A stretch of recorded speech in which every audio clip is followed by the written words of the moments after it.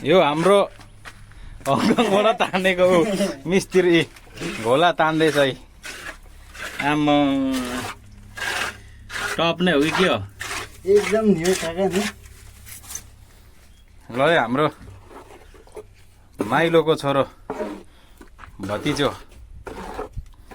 यी चाहिँ इन्डिया पशुपतिनगर श्री अन्तु कहाँ कहाँ पो मेरो माने भन्छन् नि माने भन्ज्याङ उनीहरू उसँग चाहिँ सिमेन्ट र ढुङ्गासँग खेलेको अनुभव भएको मान्छे अरे। यता हेर्दै पनि गरे केटा।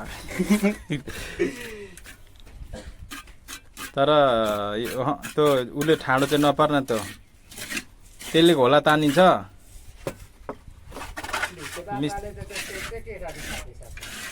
मिस्त्री चिल्लो हुनु भने त घोला त त्यस्तो हुँदैन नि केटा। यो हेड मिस्त्री त युट्युबमा पाउँछ त अब। फेरि म त भाइरल हुन्छ नि युट्युबमा। तब एकलट घोटो त्यसरी भरै तान्नुपर्छ, त्यो हुँदैन। पछि सर्ट तान् त्यो नबस् न पछाडि ब्लकमा हो, त्यो त्यताको छोड यस्तो भएर फुको हानेर तान्नुपर्छ। हाम्रो हेड मिस्त्रीले पारा लेउला जस्तो लागेन यो घोला तान्नेको हेर्दाखेरि। यो आफ्नै घरभित्रकै प्रोजेक्ट भएर मात्रै हो स्थान पाएको, नत्र साह्रो साह्रो हाम्रो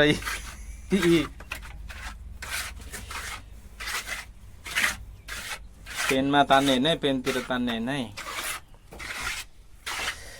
ल है साथीहरू, लाइक सेयर र सब्सक्राइब चाहिँ गर्नुपर्छ है हाम्रो नयाँ मिस्त्रीको लागि।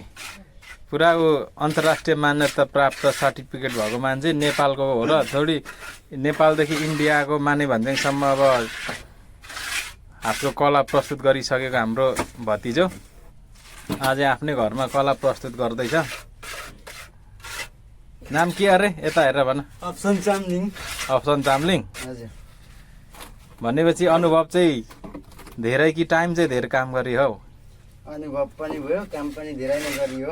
हो र, तर यो अनुभव त्यति आएन नि हौ यो काममा, के देखिएन नि हौ। टाइम दिएको जति र अनुभव देखिएन नि। बिर्सिसकिएछ नि त।